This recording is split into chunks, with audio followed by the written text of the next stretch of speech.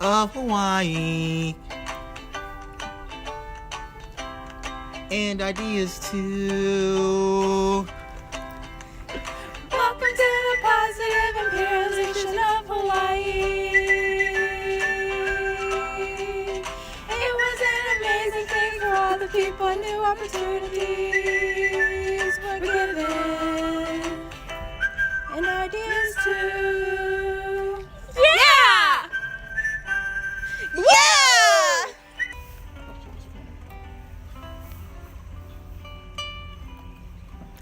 Everyone feared attacking Hawaii once it became annexed by the United States. Because of this fear, the United States put Hawaii to good use. Hawaii is among the largest concentration of United States military bases and compounds in the country. The United States really helps Hawaii by giving Hawaii protection from outside countries wanting to overthrow it or hurt it in any way. When the United States came and inhabited Hawaii, they placed large military bases there like Pearl Harbor. Leading to the U.S.'s strong army, the Hawaiian government let them build Pearl Harbor in Hawaii as a refueling station for the U.S. Navy. Pearl Harbor is the main naval base in Hawaii and opened in 1887. It was originally a refueling station for ships and whaling ships in particular, not just for military ships. Merchant boats wanted a military presence there to protect their investments. When items like sugarcane, pineapples, and flowers were imported to the United States, the McKinley Tariff Act made Hawaiians have to pay taxes on those items. When the United States annexed Hawaii, the McKinley Tariff Act was let go. Americans owned sugar plantations where they earned a good amount of money on the Hawaiian Islands. As well, they owned 3/4 of the island's wealth. America made good money from doing business with Hawaii. The United States was also justified for imperializing Hawaii because we showed them a better form of government. This new form of government meant that the people could now vote, while before that was not an option. They did not like this new form of government at first, but the people learned to love it. Move on to the next room.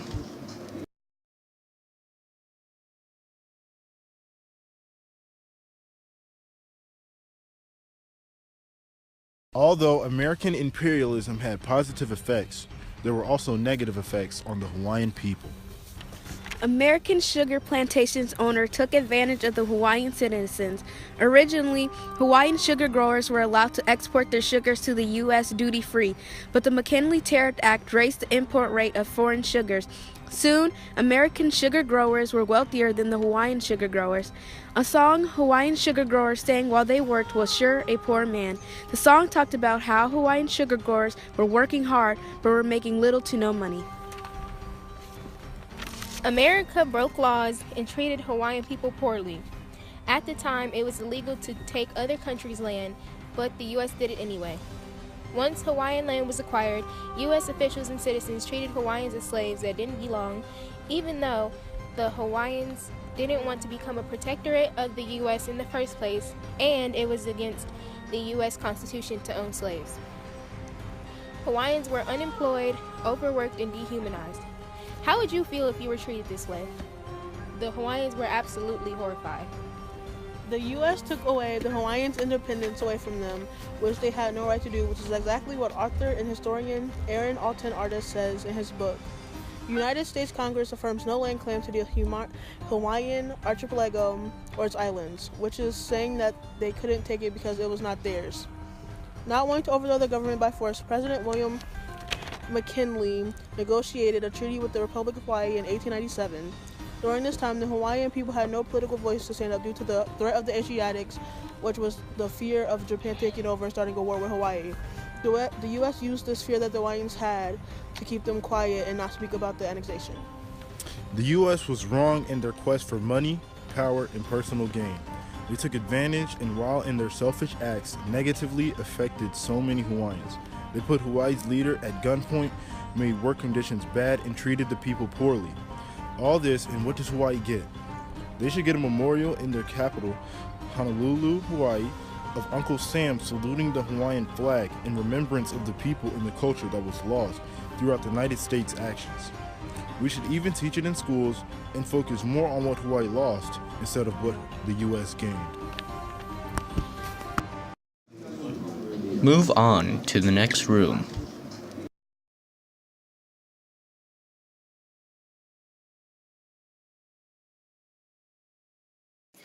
Welcome to Cuba.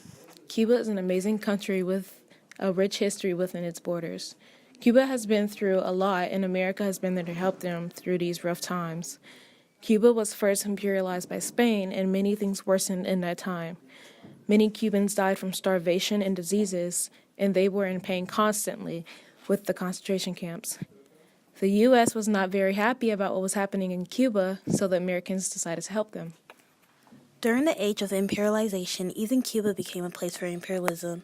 Spain had already imperialized Cuba and Puerto Rico, but America had another idea for Cuba. America tried to buy Cuba from the Spanish, but the Spanish ignored America. But it was okay. America knew they would get Cuba soon. The U.S. wanted to help Cuba become independent. Anti-Spanish riots were held in Havana. This enthralled Spain. Afterwards, the Spanish allegedly blew up the battleship USS Maine, the battleship that was supposed to transport U.S. citizens in Cuba that were scared for their safety. This began the Spanish-American War of 1898. America has also helped some of the problems that Spain left behind, such as government. The Spanish overpowered the whole Cuban government, took away their rights, and limited the powers that the Cubans had. Once America helped Cubans gain their freedom from Spain, America's Congress issued resolutions that declared Cuba's rights to independence, demanding Spain's armed force and authorized the president's use to secure his people. Nowadays, the relationship between Cuba and the U.S. isn't as strong as it was prior to American imperialization, but there's still hope. After 5 decades, Cuba and the U.S. have restored diplomatic relations and have reopened embassies in each other's capitals. Even though the two governments are divided on a number of issues, the U.S. continues to try and make this relationship stronger than ever. America helped Cuba to become independent and helped them to overcome a lot of the problems that the Spanish had left behind during Spanish imperialization. But don't look too deep. You may not like what you see. Move on to the next room.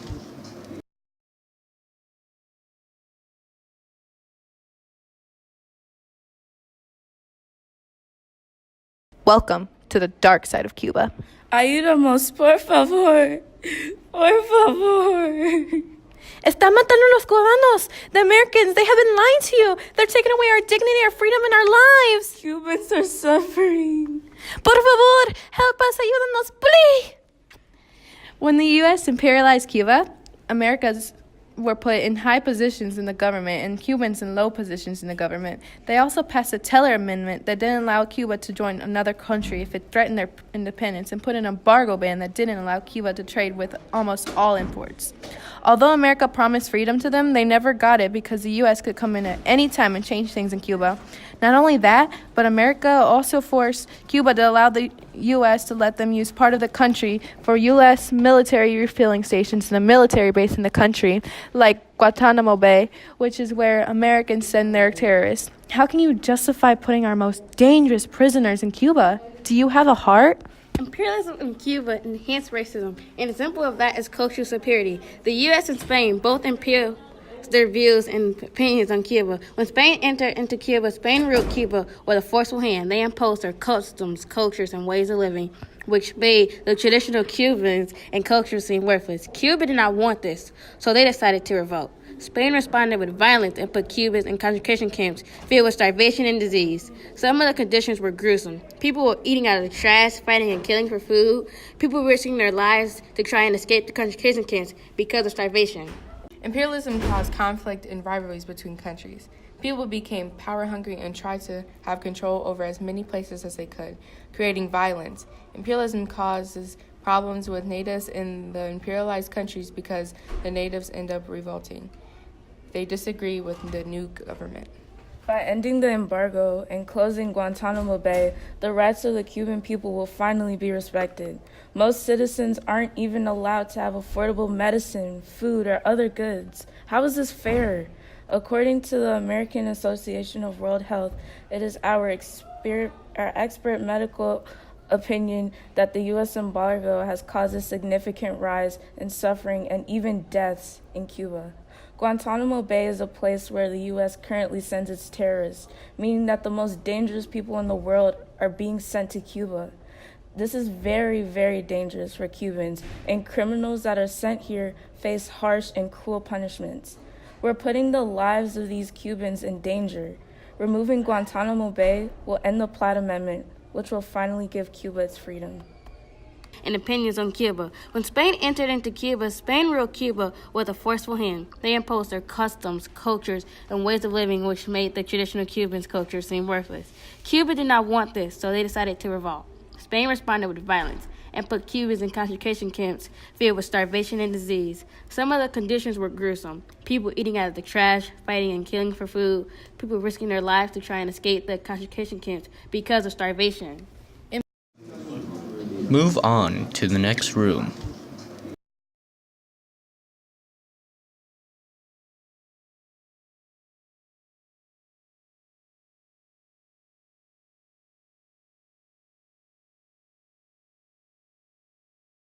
Hello, welcome to the positive side of American imperialization in the Philippines. After the Spanish-American War in 1898 ended, Spain lost and gave the Philippines to the United States in the Treaty of Paris for $40 million. On February 4th, 1899, 2 days before the U.S. Senate ratified the Treaty of Paris, the Americans in the Philippines began fighting. The Filipinos were led by Emilio Aguinaldo, who wanted independence more than he wanted a change of colonial rulers. The Philippine-American War was 3 years long and ended up killing over 4,200 Americans and over 20,000 Filipino soldiers. In the Philippines, at least 200,000 Filipino civilians died from violence, starvation, and disease. The Philippines helped the Americans during the Spanish-American War. Many good things came out of American imperialism of the Philippines, such as the improved government system. Before the Americans imperialized the Philippines, there were essentially no government and they had no currency. But after the Americans imperialized the Philippines, they had a democratic setup for the government and currency was set up. The different houses and branches of government gave the citizens more freedom to choose who they wanted in office and to create and change laws. The government was set up so that American Christian missionaries could come and spread Protestantism in the Philippines. Due to indigenous beliefs known as Darwinism and prior to the spread of Christianity by U.S. missionaries, various forms of animism were commonly practiced in the Philippines. The spread of Christianity in the Philippines led to the building of various schools, churches, and shelters, all of which were a great help to people. The U.S. provided educational guidance and assistance to the Philippines, giving them supplies and resources they needed to excel academically. They also provided scholarships and covered their expenses to be in the U.S. with guaranteed jobs in their profession. Move on to the next room.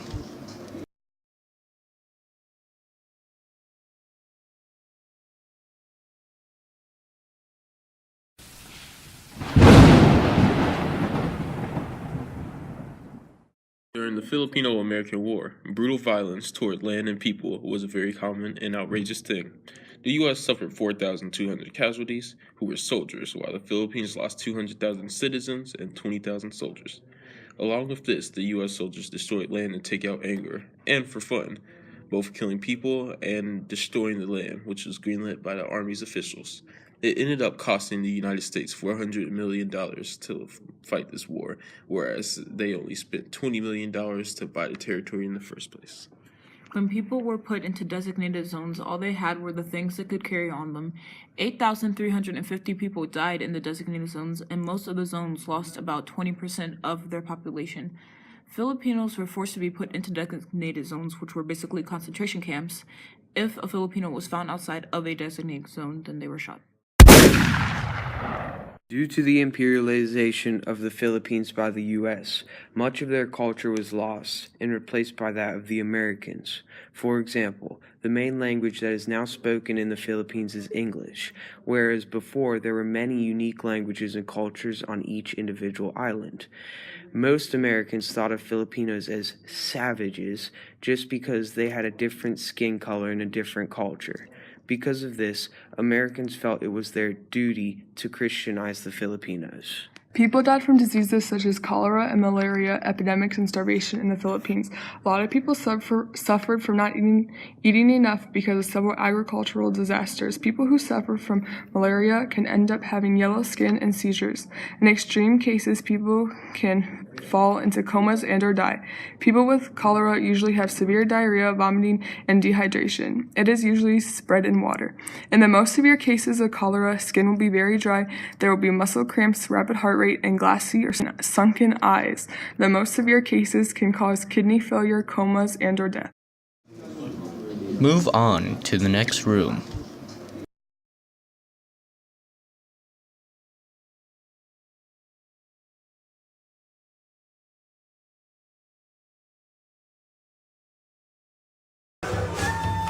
Welcome to the positive side of imperialism in China. U.S. imperialism in China started in the 19th century. The Chinese government refused to make reforms and modernize. China had been severely weakened by defeat in the Sino-Japanese War and had recently taken place. The imperial government authority was weakened because of this. China was unable to prevent European and Japanese imperialists from taking a piece of the Chinese pie. The United States of America was concerned about the potential threat of America's interests in China. This is why the open door policy was created. The open door policy says that other nations protected from equal privileges among countries traded with China in support of Chinese economic integrity. Imperialism put China on the right track, the track that made China what it is today. It was right for America to imperialize China. Imperialization brought Christianity and missionaries. China as well made new technology and farming techniques from America and new customers via the open door policy. These three things helped China modernize and become the country it is today. With imperialism came missionaries that brought Christianity. Christian missionaries in their schools, under the protection of the Western powers, went on to play a major role in the westernization of China in the 19th and 20th centuries. Imperialism helped China because new knowledge and new farming techniques were passed into China, making China more advanced and more civilized. China could trade with other nations after the open door policy. China could keep all the taxes from the open door policy, helping out their economy. Move on to the next room.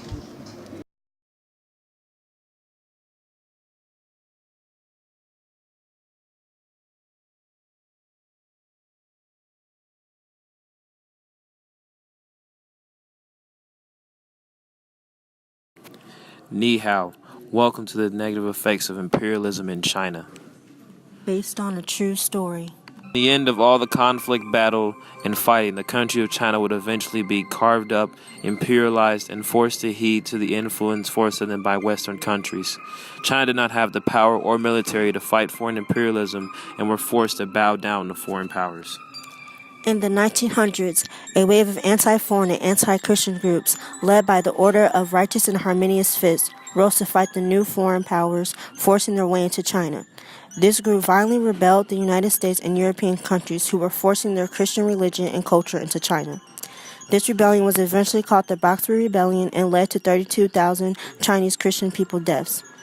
After the United States and European countries stepped in to end the rebellion by force.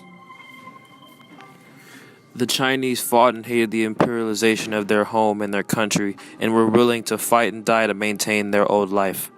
The Boxer Rebellion killed so many thousands of Chinese, with so many dying by torturous and painful deaths, by execution, among others. The total death toll of the rebellion is estimated to be 100,000 people, with the majority of them being civilians and almost all of the military deaths being Chinese civilians.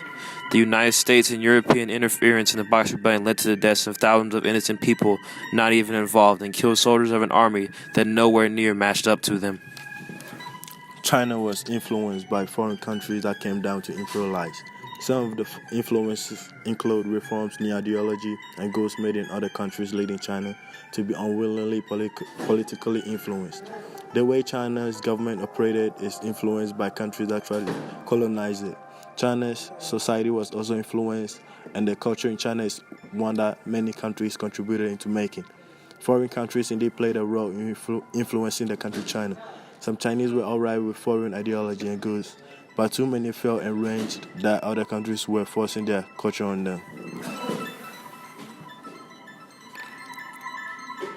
The United States and Europe forced China to be separated into spheres of influence that broke apart the once great and united nation of China. China was forced to be broken into pieces with separate governments that made it difficult to trade and sell goods and get throughout China. The deaths, the loss of freedom and culture are just some of the things China lost because of United States imperialism. Foreign countries came in and took advantage and took over China for both economic, military, and political reasons that never once benefited China. China had no choice or chance to oppose the foreign powers enforcing their will in their country. Imagine if someone broke into your home and changed your way of life. A real horror story. Move on to the next room.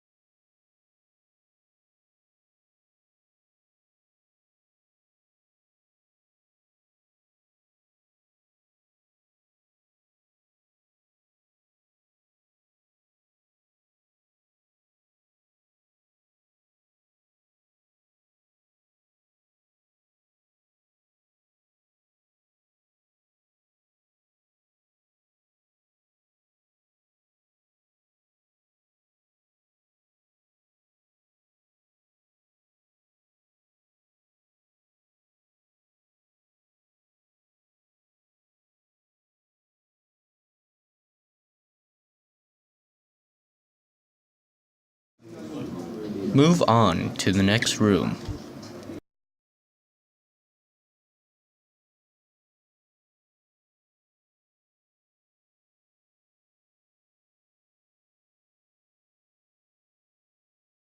Thousands of both Panamanians and Americans died during the creation of the Panama Canal. 20,000 people died under the French's construction, and tens of thousands more died when U.S. picked up Reconstruction again. Haunting diseases such as malaria and yellow fever sent about 32,000 workers to hospitals and 6,000 in sick camps each year. Yellow fever would literally make people's skins and eyes turn yellow as blood dripped out of their ears and eyes. It also made people delirious. Now, malaria gave people intensive chills, shaking and vomiting, and diarrhea. The cause of all this pain and suffering is by a little mosquito. All it takes is one bite to ruin your life. Why wasn't the operation of the canal stopped? Who has the right to put the life of the people as second priority? Imperializing Panama for the canal caused the deaths of thousands of all for a crooked way to die. Even though the canal was eventually successful at the end of building it, the United States didn't want to return much back for Panama. The U.S. owned the canal overall, which means they didn't get money from it, but they didn't get any to the country itself. During the building process of the Panama Canal, little attention was focused on the surrounding environment. The land was originally filled with thick forests, but once building began, they had to be cut down to create room. This caused massive deforestation that led to the loss of biodiversity, and they also lost access to fresh water. Many environmental issues occurred during American imperialism in Panama. During the building of the Panama Canal, little attention was paid to the local environment. Landslides are the most horrific. Debris from landslides restricted navigation in 1931 and 1974, and debris nearly closed the canal in 1986. Shut up! You have reached the end of the haunted house. Hope you enjoyed it. Have a good rest of your day.